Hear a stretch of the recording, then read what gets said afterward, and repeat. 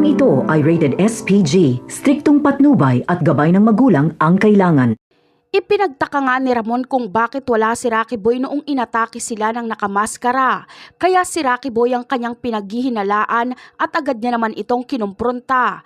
Ngunit tumanggi si Rocky Boy at agad niyang napaniwala si Ramon sa kanyang pagpapanggap. Kaya patuloy na napapaikot ni Rocky Boy sila Ramon. Samantala, hindi pa rin sumusuko si Rocky Boy na mapatay si Tanggol. Sa pagkakataong ito ay lalasunin niya naman si Tanggol sa pamamagitan ng kanyang nilutong lugaw.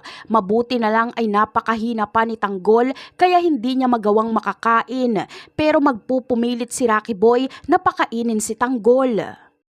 Kaya naman, dito na mahahalata ni Ramon si Rocky Boy. Maiisip niya na kung papaano kung si Rocky Boy ang gustong pumatay kay Tanggol.